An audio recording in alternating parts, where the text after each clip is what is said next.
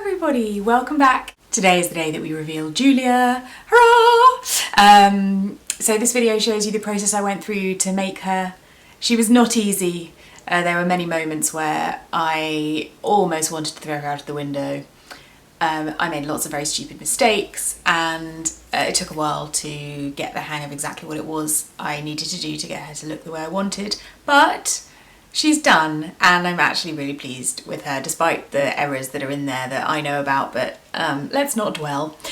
So just wanted to say I really hope you enjoy this, and I'll be back at the end to chat to you a little bit about some of the other things that happened during the making process.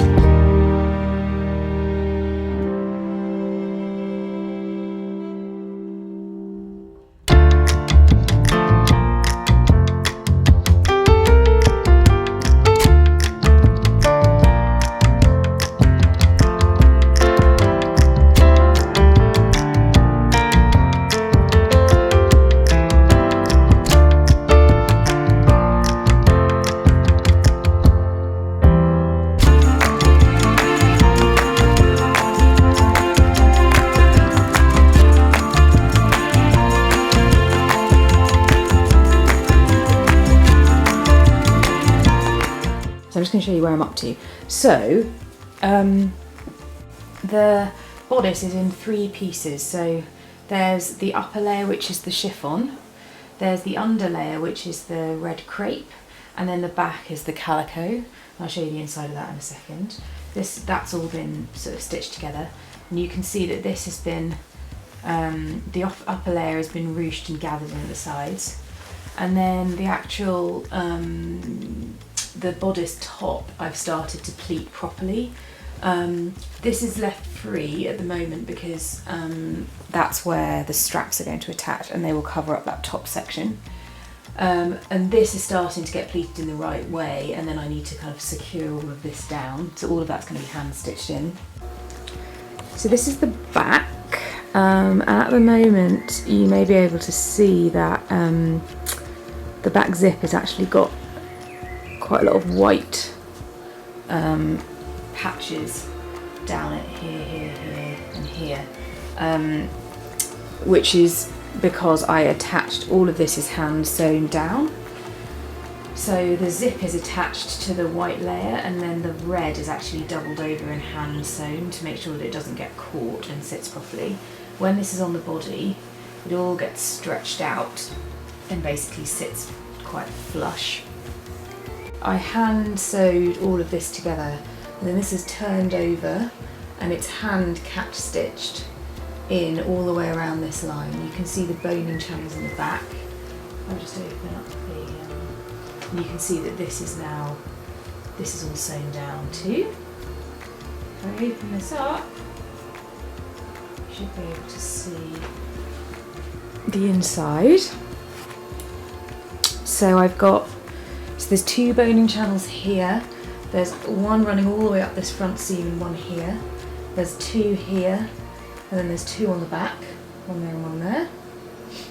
And then the skirt is actually at the moment just attached in very roughly for positioning more than anything else, using a piece of bias tape so that it doesn't stretch. But that needs sewing in properly. So the things I still have to do, I've got to attach the skirt properly, I've got to finish sewing the overlayer down, I've got to line it, I've got to hem the bottom of the skirt because that's not currently hemmed, but it is about the right length, and I've got to sew the skirt in properly. And once I've done all of that, it should be much closer to being done with any luck.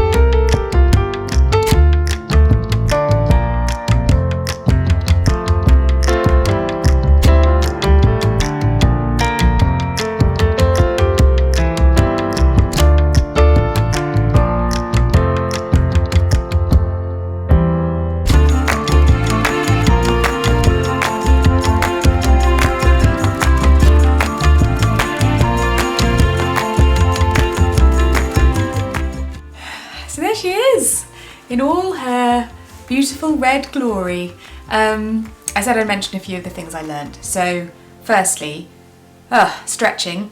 The top of the dress stretched beyond all belief. I stay stitched it a lot, but that wasn't enough, and I didn't really treat it with enough respect when I was doing things. It went on and off the dress form all the time, on and off me all the time for fitting, and it just meant that the top stretched hugely. So I had to adjust it twice throughout the make. Once right at the very end when I'd already hand stitched all of the top layer down, and I had to unpick it to take a good 2 inches out of each princess seam at the very top. That was a highlight. The technique I used to stretch the top layer over the dress meant that fitting was really challenging because it wasn't an exact science how much that would stretch in order to get it to sit flat, and I had to then unpick the back 2 or 3 times, I think, to get it to sit in the right place, and the only way I could eventually get it to fit properly was to leave about an inch gap between the underlayer and the overlayer so that it would fit properly.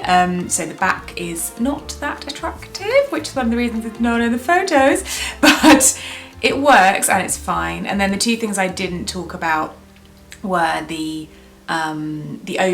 wrap detail, which is just a piece of chiffon which is overlocked to create a nice rolled, neat edge, and then is tied around the waist. It's sort of a semicircle with 2 longer pieces at each corner to allow you to tie it up.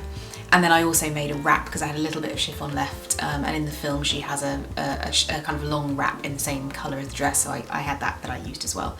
And the other thing to say is that my white gloves, which are utterly beautiful, were very kindly made for me and given to me by the wonderful Cornelia James, glove maker to the Queen, and I am in the process of editing the video about that. They let me go and film them being made, so those will be up really soon. I just want to say a massive thank you to them because they really did complete the outfit and they're gorgeous.